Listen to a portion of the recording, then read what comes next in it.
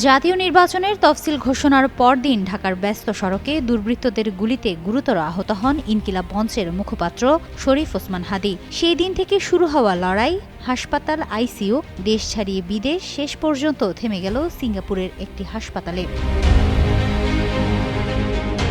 Hadi Singapore general হাসপাতালে চিকিৎসাধীন অবস্থায় মারা গেছেন। বৃহস্পতিবারই তার মৃত্যুর খবর নিশ্চিত করা হয়। চিকিৎসকদের সর্বোচ্চ প্রচেষ্টা সত্ত্বেও তাকে বাঁচানো সম্ভব হয়নি বলে জানানো হয়েছে। শরীফ ওসমান হাদীর মৃত্যুর খবর স্থানীয় সংবাদ মাধ্যমের পাশাপাশি আন্তর্জাতিক বিভিন্ন গণমাধ্যমও গুরুত্ব দিয়ে প্রকাশ করেছে।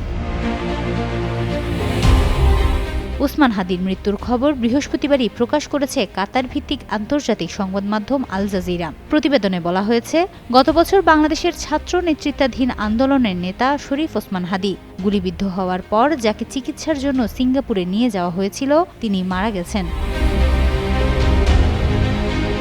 সিঙ্গাপুরের পররাষ্ট্র মন্ত্রণালয়ের বিবৃতির বরাত দিয়ে সংবাদ মাধ্যমটি জানায়, চিকিৎসকদের সর্বোত্তম প্রচেষ্টা সত্ত্বেও হাদীকে বাঁচানো যায়নি।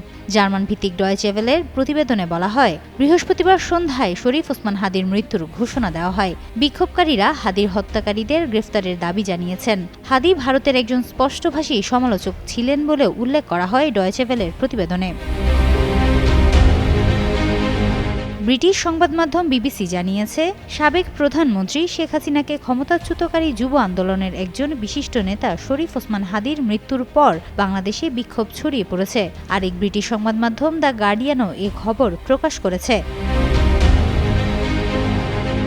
হাদীর মৃত্যুর খবর দিয়েছে ব্রিটিশ বার্তা সংস্থা রয়টার্স। বৃহস্পতিবার হাদীর মৃত্যুর খবর আসার পর বাংলাদেশের বিভিন্ন জায়গায় বিক্ষোভ হয়েছে বলে উল্লেখ করা হয় প্রতিবেদনে। মার্কিন সংবাদ মাধ্যম CNN একই খবর দিয়েছে।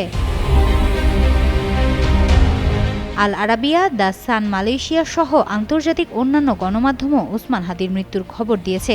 এছাড়াও দ্য ডন, জিও নিউজ ও এক্সপ্রেস ট্রিবিউন সহ পাকিস্তানের বিভিন্ন গণমাধ্যম এবং দ্য টেলিগ্রাফ, এনডিটিভির মতো অনেক সংবাদ মাধ্যম জানিয়েছে হাদীর মৃত্যুর খবর।